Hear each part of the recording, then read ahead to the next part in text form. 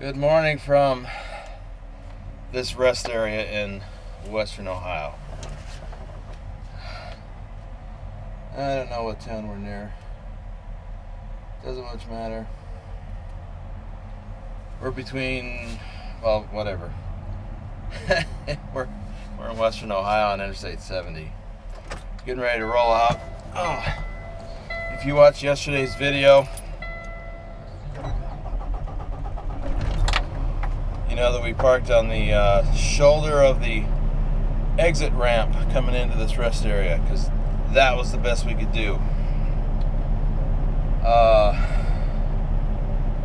This morning, one of the drivers behind me, I didn't even know there were more than one, but he told me there were a couple behind him because he asked me to move up a little bit so he could get out. Because he didn't want to just turn out into traffic, and that was fine. I wanted to pull up here to the regular parking area anyway, so I did that. But he told me after we both moved, he says, "Yeah," or well, he told me he didn't want to just pull out into traffic, and I said, "Yeah, I'm surprised you could even fit back there." He goes, "Yeah, there were two more trucks behind me." That's how bad it is. And he said the same, basically the same reason I stopped there. I ran out of time. This is what happens when government mandates specific hours. And even though I get it, I understand the reasons why, sometimes it's just a real pain in the neck. Couple that with not enough parking, and this is what we get. So, we're driving the rest of the way to our destination. We've got, I think it was 393 miles to go. Yep, 393 miles to make this delivery. First, we're going to go 9 miles down the road to the Pilot Flying J and get some fresh coffee. I still have some coffee left over from yesterday, but it's cold, of course.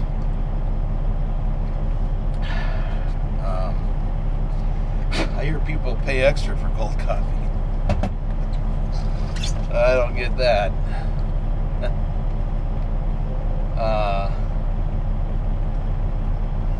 Whatever. Anyway, so we're going on to Mechanics after we get coffee. We're going on to Mechanicsburg, Pennsylvania, 393 miles. Then that's a drop and hook. Then we're going to go on from there to I've already forgotten where we're going. Lancaster, which is another 50 miles. We're going to do a drop and hook there to pick up our next load. Then we're going to come back, double back to Carlisle, which would be 60 miles back. So we're going to do an extra 100 miles after getting there. So this works out that it's only 393 miles. Alright, let's get out of here.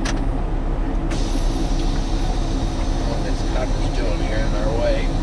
Except looking for speeders or something.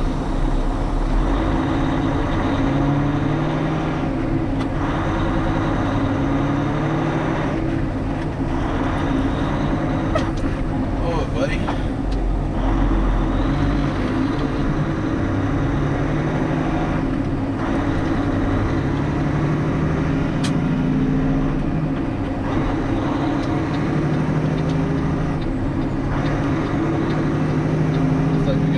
Up here, got somebody pulled over.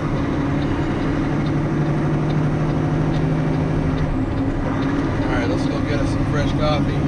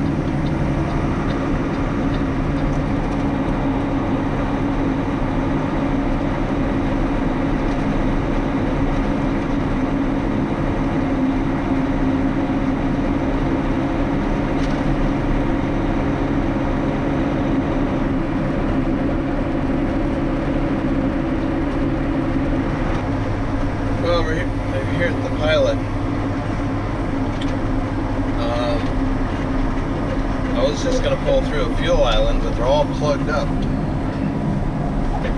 So I'm going to find a place to park.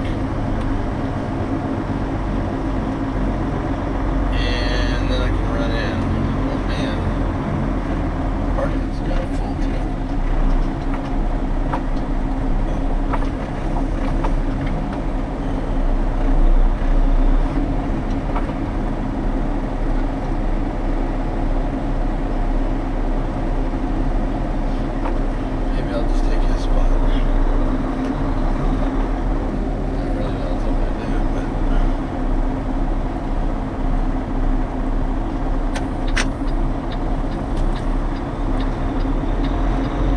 Space across the way to straighten out easier.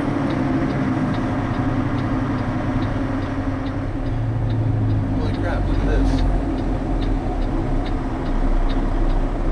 Oh, I get back straight in. All I gotta do is make this turn.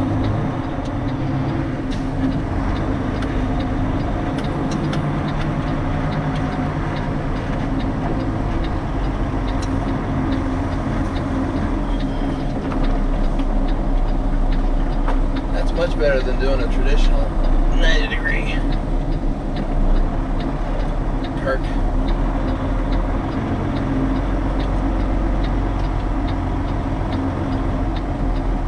Oh yeah, much better. We're done at the pilot. Got some fresh coffee. I got the good stuff too. They had the machines there that grind the beans and brew fresh coffee. And on demand. Oh my god, that is like the best. Oh.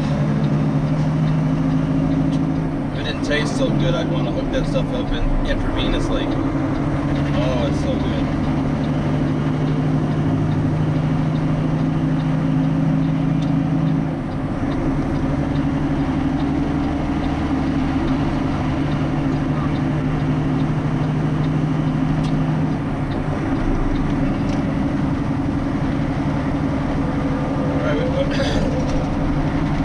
About 25 miles before we hit downtown Columbus.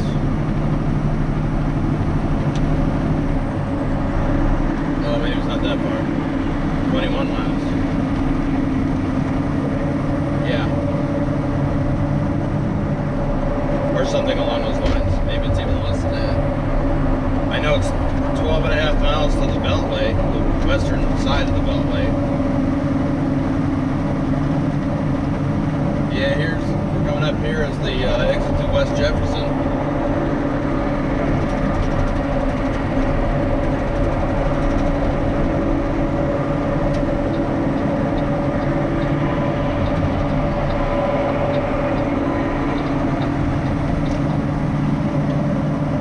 We're approaching the Columbus Beltway.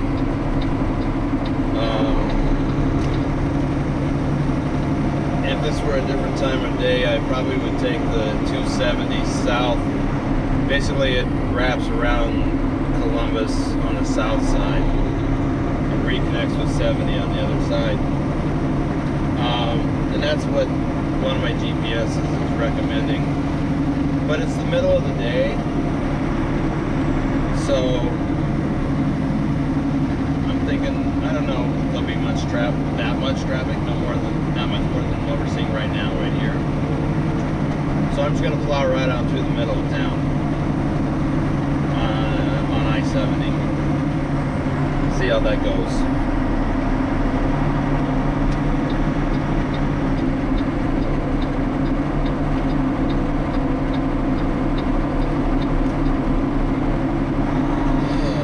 So, enjoy the drive-through. Now, we are seeing a little bit of snow. I'm not seeing any right this minute, but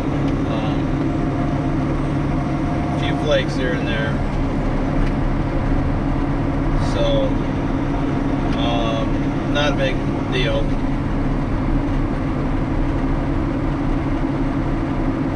Other than, you know, the whole cloud being cloudy and a little bit of snow coming down spoils the scenery a little bit, but I can see the skyline just fine. So we'll get up there a little closer and we'll check it out. We're just going to buzz through on high speed, so I won't be yapping.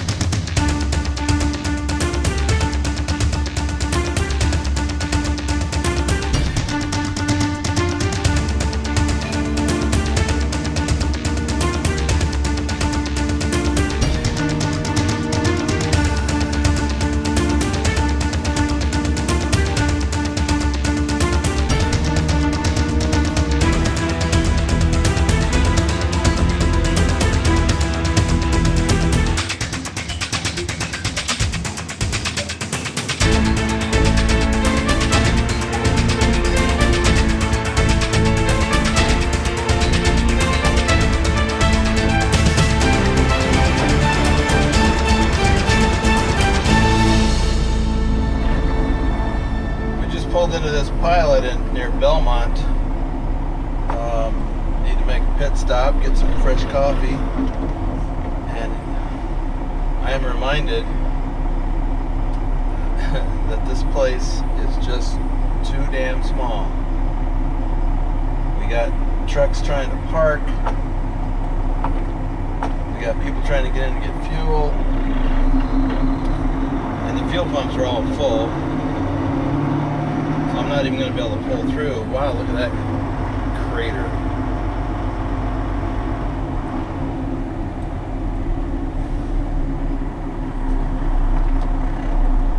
I just want to find a place I can park quickly.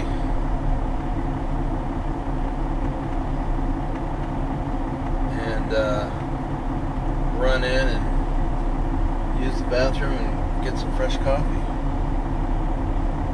And nothing is happening quickly.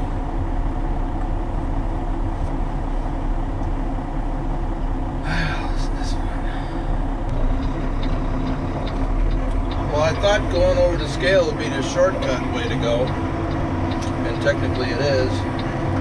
But it's been a struggle just to get out of here. When I headed for the scale, there was nobody on it. When I got over there, there was somebody on it. And then he had to wait for traffic to clear before he could even get off.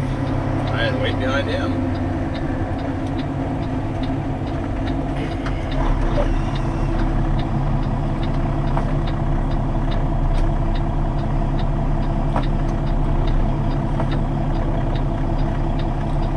Now we're waiting out here for traffic to clear.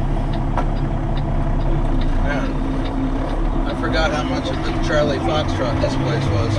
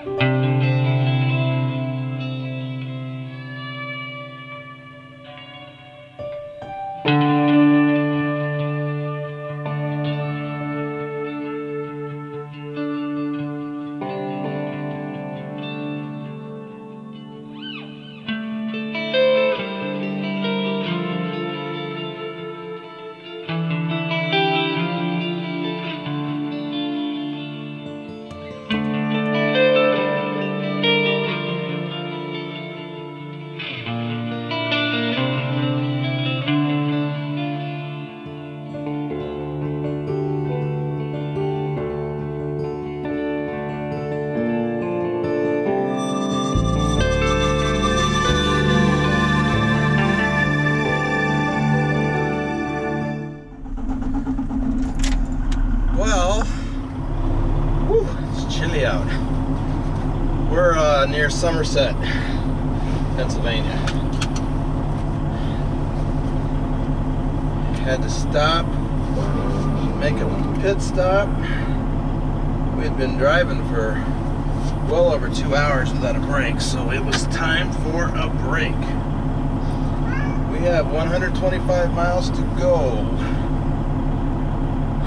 which is a little over, a little over 2 hours.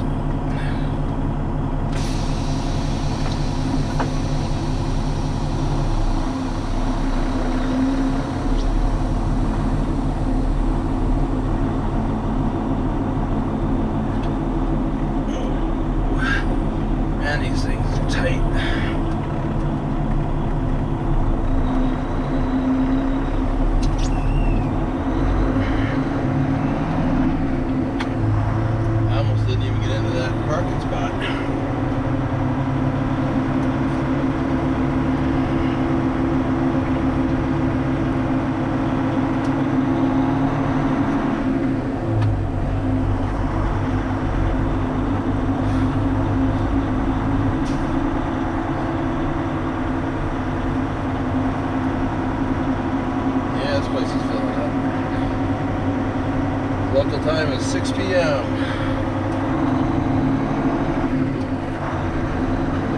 I would say within an hour there won't be any parking available there. Not much now. There's none on the other side, on the entrance side there's no parking. I barely got a spot on the back side. And then the exit side here, there's some.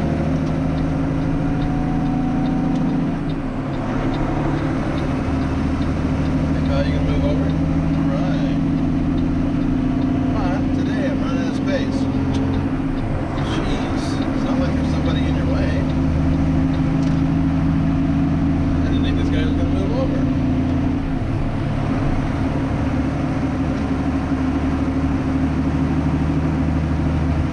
Holy buckets.